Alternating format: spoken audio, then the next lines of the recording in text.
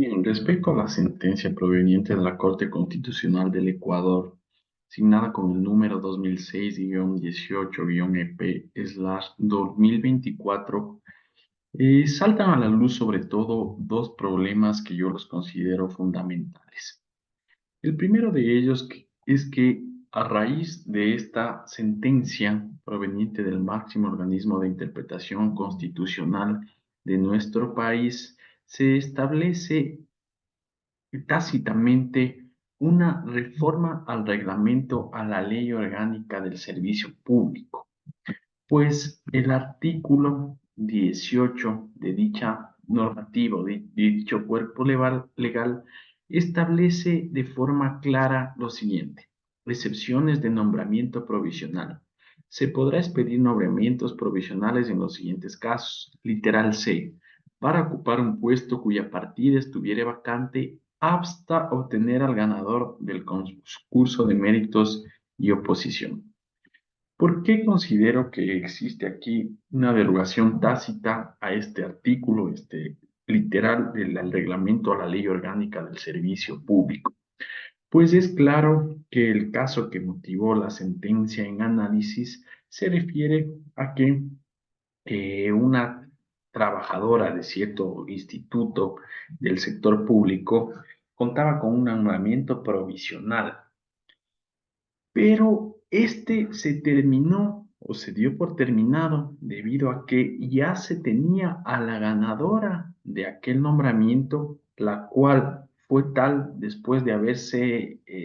efectuado el debido concurso, de tal manera que en tanto que la sentencia de la Corte Constitucional aceptó la acción extraordinaria de protección e hizo un examen de mérito aceptando la acción de protección de primera instancia,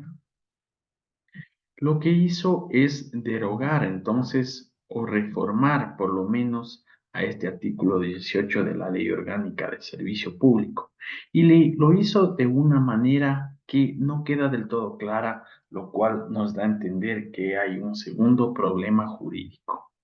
Pues establece esta sentencia en su artículo 43 que por regla general inicialmente deberían tratarse todos estos temas como los referentes a la desvinculación de un servidor público debido a algún tema de nombramientos, no mediante una acción de protección que está para garantizar los derechos fundamentales de las personas, sino se debería hacer por medio del contencioso administrativo, del Tribunal Contencioso Administrativo, entendiéndose que estos son los jueces competentes para llevar a cabo las pretensiones de las partes en estos temas. Pero la Corte Constitucional establece una regla, mencionando que no en todos estos casos se va a dejar de lado la vía constitucional como es la acción de protección, sino que establece una excepción, mencionando que cuando haya una notoria o un notorio menoscabo o grave a la dignidad o autonomía del servidor, como por ejemplo en casos de evidente discriminación o en los excepcionalísimos que requieran una respuesta urgente por las circunstancias que los rodeen.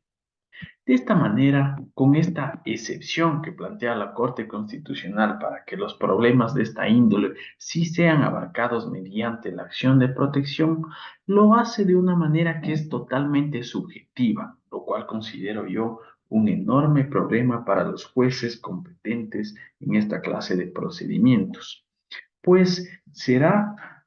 o estará a total discrecionalidad del juzgador establecer cuando considera que en realidad hay una evidente discriminación o una notorio o notoria menoscabo a la dignidad humana o a la dignidad de la persona que se encuentra como actor en acción de protección, de tal manera que nos veremos envueltos en muchos casos tal vez bastante discordantes, en donde por un lado los juzgadores admitirán a trámite estas acciones de protección que se refieran a los temas que estamos abordando, mientras en otros casos el juez, al no tener una regla clara y contundente por parte de la Corte Constitucional, los inadmitirá, cosa que provocará una enorme inseguridad jurídica.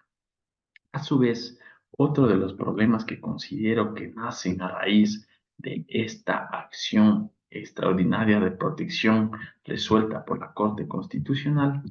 es que no se puso en consideración o no se tomó en cuenta de ningún modo que ya existía una ganadora del concurso para ocupar el puesto que estaba siendo ocupada por la accionante y que luego fue desvinculada y nuevamente retornada a su trabajo por parte de los jueces de la Corte Constitucional. Y esto provoca que hay una persona que siguió todos los lineamientos necesarios y quien también tenía todo el derecho a disfrutar de un trabajo digno, derecho también consagrado en la Constitución de la República del Ecuador, cosa que no fue tomado en consideración por los jueces ni siquiera de forma general, ni siquiera de forma escueta, cosa que yo considero es un total error, pues se debió también resaltar que existía otra parte que se va a ver por completo afectada por esta decisión, quien no tiene relación alguna con el caso y a quien también se la debió tomar en cuenta para ubicarla en la institución en la que había ganado el concurso de méritos y oposición. Por último, otro de los problemas que creo que subyacen a raíz de esta sentencia es que se pudo haber entrado a analizar o tomado como método de argumentación jurídica exacto para el caso a la ponderación, pues podemos tomar en consideración que existen dos principios en pugna. Uno de ellos, aquella protección reforzada de las mujeres embarazadas para su derecho al trabajo, y por otro, aquella eficiencia del Estado, aquel derecho que establece que el Estado debe sostenerse mediante un sistema eficaz y eficiente, también constitucionalmente consagrado, como bien lo establece la Corte Constitucional en su sentencia, pero no lo analiza de una manera profunda, no los pone en una ponderación en donde por un lado de la balanza se encuentre un derecho y por otro el consiguiente para así poder establecer cuál en realidad tendría que ganar en esta contienda. Por último, esta ponderación podría haber determinado tal vez que efectivamente la persona embarazada debía sopesar o debía tener mayor importancia en este caso frente al derecho a la eficiencia del Estado. Pero ello se debió haber establecido únicamente en este caso en particular, no haciéndolo de manera erga omnes, cosa que es un principio elemental de la ponderación, de manera que en casos específicos un principio va a ganar frente a otro. Pero en este caso la Corte Constitucional lo ha establecido de forma general, de tal manera que se entiende que en todos los procesos en los que una mujer embarazada sea desvinculada, a pesar de que puede existir una persona que ya ganó el concurso de méritos y oposición, pues deberá considerarse a la mujer embarazada para ello. Estos son los problemas que yo considero que existen a raíz de la sentencia.